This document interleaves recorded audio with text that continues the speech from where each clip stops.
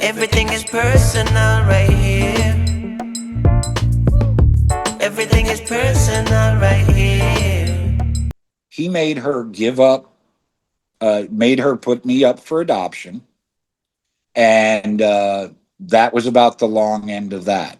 All I know is, as far as my father from all this, is his name was Michael Moore. He had some ethnicity. She doesn't, they, and that he was a biker, that literally he was an outlaw biker, so to speak. She said she went back a few years later to try to tell him about me. And, because she had turned 18 and all that. And like I said, the family's worth a lot of money. Uh, she said the last thing she could find out is he went to Vietnam in like 71.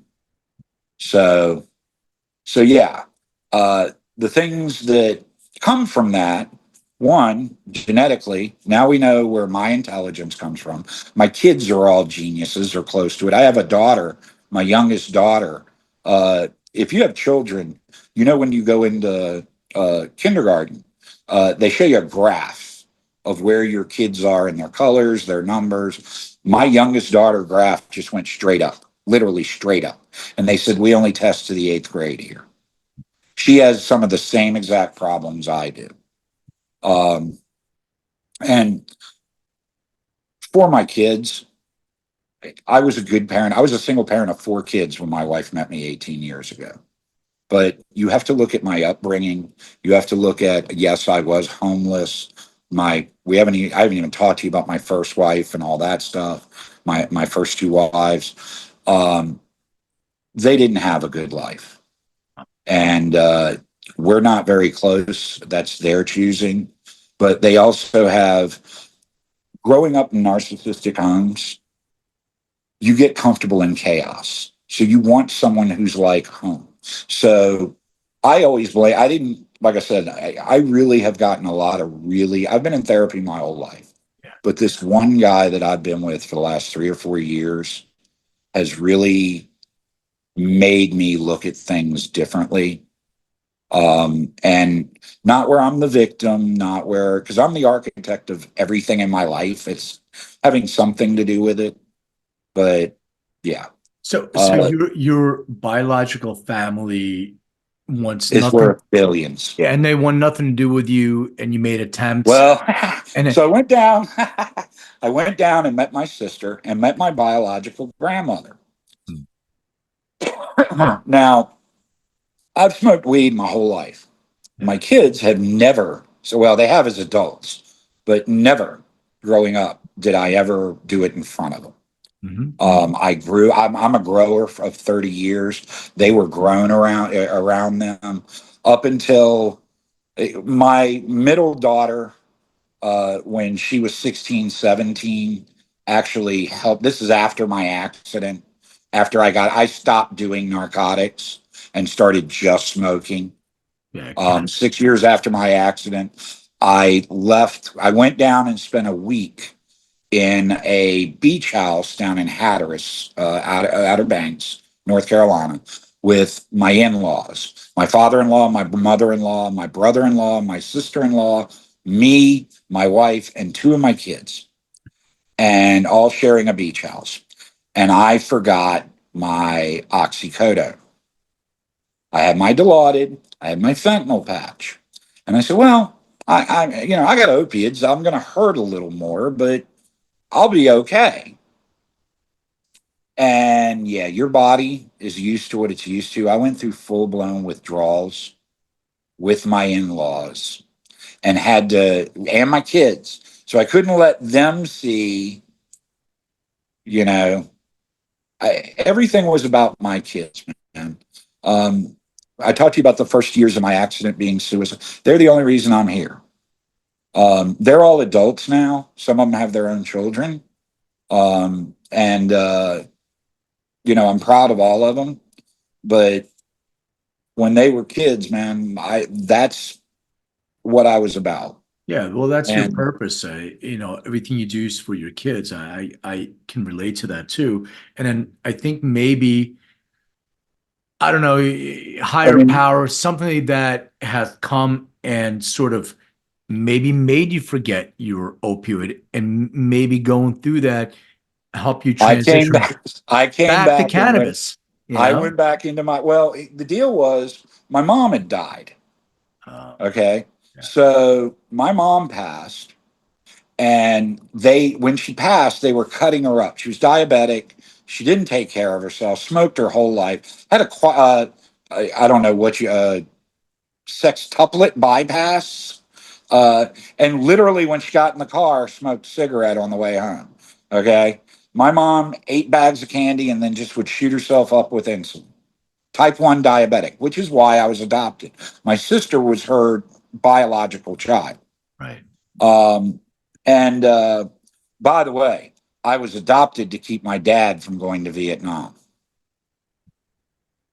I was born December of 69. They got me 13 days later because he's a new father. He was a sergeant in UVA ROTC. So the man was going. When they got me, he wasn't going. That's one of the things my mother told me later in life. Because I screamed, I've run into other adopted people that have a same battle cry, and it's you didn't want me, you don't, especially if we know you don't want me, you didn't want me. And the ones I've seen it most with, where I've talked to people, are people who have a sibling that's a biological, like I was. Yeah. Uh, when I went to my mother and went, look, I have kids. You don't do the things y'all did to me. You just don't do that stuff. And my mom was like, I was like, you know, and my mom pretty much told me she didn't want me. She got me for my father because he wanted a son and he didn't want to go to Vietnam. And I was more than she expected, which is true. She didn't know how to handle me. Now that I'm later in life and know all the things I know, I can look at my grandparents and look at how she turned out and get it. I've actually in the last 5 years come longer than any of the other. All the therapy I've done in the past is about dealing with situations. The therapy I'm doing now is about dealing with myself in those situations. Before my accident, you could get in my face, call me any name, motherfucker, call my mom a whore. By the way, what ended me up in institutions was a kid who bullied me, calling my mom a whore, and I snapped and almost killed him. And I was given a choice of, uh, and I'll be honest now, I lied and at the time said I blacked out. I didn't remember anything. This was a kid that picked on me. It was a place called St. Joseph's Villa Group Home. I was going there at the time just during the day. And there was a thing called Dooley School. Kid had picked, he was a little smaller than me. Part of my thing is at 13, I was 6 foot, 220 pounds. I'm 6 foot, 250 some pounds now. At my biggest, where I was muscular and, working security, I was 265 pounds, and that's no fat. And I was a kid you could pick on, which is why I was bullied in the neighborhood, who wouldn't fight back. So if you were smaller and wanted to make a name, you bully on me. I'm the big kid who won't fight back, who you can hit on, because my sister beat me. And the only thing I learned was how to cover up and not get hit. And my dad was a pacifist. My grandfather, the grandfather that my father's father, who I love to death, great man. I grew up, he was World War II veteran. I grew up hearing how he was, from my father, how he was a file clerk. My aunt gave me my grandmother's World War II scrapbook. Yeah, my grandfather was the 111th Field Artillery, one of the first boots on Omaha Beach. He was also a 29th Ranger. He was part of the 29th Army. And one of the things they did was they took guys who were going to be the first on the beach, and they sent them to Dover, England. I've got postcards from Dover, from, in this scrapbook, Mhm. not talking about the training, but talking about there. And they gave them commando training. It wasn't because they were going to be the first guys on the beach. It was so that the Germans could see them training. It was actually a blind thing. You can go read about it. And the real training was going on in Florida. And then they were put back with their units. He was in the unit that's famous for their captain going, their if you watch the movie Private Ryan, you'll see the guy who goes, all the artillery's floundered in the bay where we don't know what to do. That was the artillery guys that were supposed to come in first, and all the artillery drowned. So the captain said, grab your rifles, boy. We're our infantrymen today. Yeah. They lost 7 out of 10 men that day, the total, and he won a Silver Star. I knew none of this growing up. That's how much my dad was I wasn't allowed to own guns. Like, all the kids had BB guns, and all the kids had, stuff like that.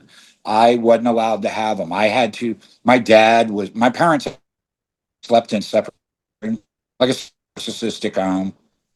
My dad had a porn collection, and this is pre-internet, of books that were kept in suitcases, man. I could stack them, and they were taller than me. I used to actually charge the neighborhood kids $1, and they'd come in and look at them when my parents, latchkey kids, so my parents ain't getting Yeah. home till 6 o'clock Yeah. at night. That's how I made arcade money. But yeah, anyway. Hey, Michael, when you transitioned from opioids, when you went through your withdrawal and did all that, I had already been smoking weed. Right. That's what I was getting to. but you're no longer taking the narcotics, or you're getting off them and then transitioning on to cannabis. What was right? going on, and I'm going to be perfectly honest. Like I said, my mother died, and they were cutting her up, diabetics. They were cutting her arm off, her foot off, her vascular problems. I had a friend who, for years, he had no legs, diabetic, cut his legs off. And for years, when I couldn't grow, when I had my children, I living in apartments and things like that, Yeah. where I would go to the store for him, and he would give me weed in return. Now, this is before my accident. Uh-huh.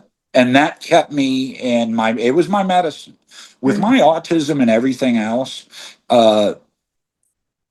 I couldn't keep a job. I got kicked out of the house at 16. I did very quickly. I almost killed that kid, ended up in a psychiatric hospital, and became very violent myself. I discovered that things slowed down for me in fighting situations, where if somebody throws a punch, it seems to take all day for me. And now that I knew I was big and could hit back, the perspective changed in the use of it. Now, I did later in life. I'm a pacifist now. I have 30 years in Wing Chun Kung Fu. I carry a firearm every day. I have extensive firearm training. You heard me telling you about Sons of Guns. I am not in your face about it. I actually carry concealed. I don't like people who carry out in the open. I want to make no one nervous, but I don't want to hurt anybody. I don't believe in fighting for fighting's sake. Things along those lines. But as a teenager, and with all the rage, I had a reputation, especially in the hospitals, of fighting. And I'm 220 pounds of muscle. So I'm at 12, 13, an adult to these staff. And I was in what was called Psychiatric Institute of Richmond for 9 months. Here's the thing you're going to love. They were sued, a class action lawsuit, this hospital, for being an insurance fraud. And they were. They did things to trigger you. If your insurance only paid for 30 days, you were well in 30 days. My insurance, my dad had good insurance. So they kept doing things to make me worse. Reactive abuse, if you understand the term. And at 12, 13, you feed into it. And I missed the cutoff date and this is what they were sued for. And I lost. I missed the cutoff date by a year. I actually told a friend of mine that a girl that worked at a strip club with me. I was a bartender bouncer. Told her about it because I had read about it, and she actually got a good settlement. But I missed that. So that was the atmosphere there. 9 months there, I literally went, and there's a whole big story, but I know we're limited. I literally went against medical advice because I checked myself in. I was told either you go seek treatment. Remember, I told him I blacked out, Yeah. or we're going to pursue attempted murder charges against you. I choked a kid. He came up, got in my face, called my mom a slut. I literally grabbed him by the throat, spun him around, got him in where you pinch him between your forearms, and started choking. And because I wanted to be badass, I told him I was going to kill him. I whispered in his ear, I'm going to kill you. The reality of it was I was scared to death to let him go because I was worried if I let him go, he was going to beat the hell out of me. Yeah. A friend of mine started choking me, said, let him go, let him go. I let him go, and I let him go. He had passed out. I didn't, but he hit the pavement, and jawbone went up into his ears, blood shot up. I mean, messed the guy up pretty bad. Funny story. I ran into the guy. The guy came about too. Into the guy at a club that I worked at for all of one night. I actually was the senior bouncer at a club called the Flood Zone. It's where Dave Matthews, Guar. It's actually pretty famous. If you go check Dave Matthews on his inner covers, you'll see him thank the Flood Zone quite a bit. It's a 3,000 person venue here in Richmond, Virginia. And right before I got that job, I worked at a place called the VIP. The VIP, really interesting, had a country bar on one side and a hip hop bar on the other with a hallway connecting. So you can imagine working that kind of club. And it was mostly Asian people. Don't ask me why, but it was. There was a neighborhood called Crestview where 90% of the people that it was low income were Asian. They all went to this place. But I ran in, the guy's name was Preston, ran into him, and he asked me about the incident, told me he was somebody else. In other words, he didn't identify himself, actually gave me another name, said he knew Preston, asked me about it, and I told him, I was like, man, if I could take it back, I would. I wouldn't wish that on anybody. Told him everything I pretty much told you about the situation. He let it go. Also, remember, I'm bouncing. I'm, a big dude at that point, and he is smaller than me at that point. And I was small for bouncers. Bouncers generally run 6'3". I'm 6 foot, 200 and some pounds, but my mouth is in the 6 years. I rarely had to lay hands on people. It was more a matter of talking to you. You're drunk in a bar. You're drunk in a bar, especially at this club. I'm gonna tell you, look, man, you can walk out of here on your own, or I can carry you. If I got to carry you, it ain't a matter of calling the police. There was one at the door waiting on you. You leave here now, you can come back on another night. I have to throw your ass. Yeah, good luck. Mike, I wanted to ask you about your sort of social media presence because as you're, you have shows that you're talking about, you have all these different things, but you started creating a presence for yourself on different social platforms. What precipitated that? What was the reason why you did that? And how did you come up with like, this is All what right. I want to do with social media? So the reality of it, the real reality of it is, I have borderline personality. You cannot grow up. Everything I went through and everything, I was molested when I was in a group home. I didn't even tell you about a place called Gladen I was at, which was about 3 hours from my parents' house up in the mountains. I was there. I was actually put in at 13 with a 17-year-old child molester. Everybody in the place knew he was a molester. Nobody told me. Now, funny thing is, what happened was he pinned me down while I was asleep. Once he got off me, I beat the living hell out of him. So, I mean, that's what brought staff in, me beating on him. But he was a big kid, pinned me. So I've been through a lot more than I'm telling. I've Yeah. been through, and this is for years, man. Every day for years. 13 with a 19-year-old girlfriend. You'd love to hear my lost my virginity story in a staff office bathroom in a group home with staff beating on the door. She was 19, was friends with all the 20 some year at the group home, was friends with all the 20 some year old staff. Mhm. And literally they helped it set her up so that I could sleep with her. The female, we had a female cottage. These are cottages all out in the mountains Yeah. where we stay together. There is so much. We'll So, have to end do a result part of all two. that, We'll have let's to get do a back part to two for the sure. social media. Yeah. End result of all that and everything I went through, I got some mental problems. One of those is you've been told your whole life how special you are, Mhm. but beaten down, held down, at the same time told you're not worthy. So, I have this thing where I need recognition Mhm. and I'm funny.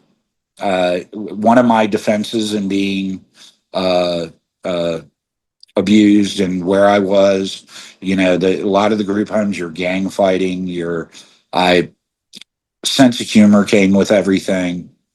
Uh, One of the things I deal with, and you may have this, I have a running commentary. It's like Mystery Science Theater 3000 in my head. And it's just like a running comedy. My wife we were at Starbucks and this lady came out and we could see up on the hill out of the back of a business, walking trash to the dumpster. Well, I started doing a voiceover for this lady we could just see in the distance. And, and it's what I'm hearing in my head to myself. So I'm not making it up. It's just what goes on in my head. And my wife is just rolling. So those were ways I got validation. So when I started doing the TV show that I told you about, actually started getting that for the first time in my life. I got it from bouncing. I got it from being good at anything and everything I did. Uh, I went the opposite direction. A lot of people who grew up like I do become pathological liars. They have cognitive dissonance where they change things so that it sounds like they're a great person. But what I did was I decided I was gonna do those things. So when I did martial arts, I looked at a bunch. I boxed, up to a point, and when I found Ving Sun, I put myself fully into it. When I'm a comic book collector. My wife, when she met me, I had over 250,000 comic books. Not an exaggeration. Mhm. They've all been sold. I actually did the comic book circuit for a while doing shows. Mhm. Part of my ADHD is I will do things. I will take things on, do them till I master them, Yeah. and then okay, and give up on it Next, right. and move on to the next thing. And one of the things about me is they in PIR psychiatric Richmond, they told me I'm actually what's called an autodidact, which means at least this is how it was explained to me. I can read a textbook and learn how to do something that most people would have to be taught. Mhm. Uh, the way I explain it to people, you've run into them, you may be one yourself, but you go and you have to train somebody to do a job. It could be fast food. And it takes on average about 3 weeks for people to get the job and do it and learn it. And you have this person within 2 days knows the job. And within 3 or 4, they're doing it like they've been doing it for years. That's an autodidact. That's somebody, remember the ability to learn. Yeah. And I have that. I taught myself to reload. I shoot. I literally, because I didn't want to over penetrate. If I ever have to hopefully never will. I've carried for over 20 years and my gun's never left its holster except to be put away. But if I have to, my greatest fear is shooting an innocent person. And which is why I have all the training and why I have all the, Right. because I want to alleviate that fear. And I literally learned how to reload so I could make my own load so I wouldn't over penetrate. And within 6 months, I had people who shoot competition coming to me wanting my loads because I figured out how to do powders a certain way, which powders were more accurate, things along those lines, because that's how deep I get into things. And then once I get to where I master it, okay, next thing. So, Michael, looking back at your journey, and we probably should have a part two because I'm sure there's a million Oh things I yeah, left yeah. out, but I'm limited on time as is. But I wanted to And ask I'll you, happily do a part two, dude. yeah, let's talk, definitely talk about that. But I wanted to I, ask you what you feel was sort of your biggest breakthrough in everything you've done, because you know, like it's beautiful that your mom or your parents could acknowledge they made mistakes. I had similar things in my life, but and children become sort of your reason why, your big why you do things. But sitting back and kind of looking at hindsight, what was the road can go this way or that way, left and right, but you made a choice and you live with a choice. What would you say that biggest breakthrough was in your life?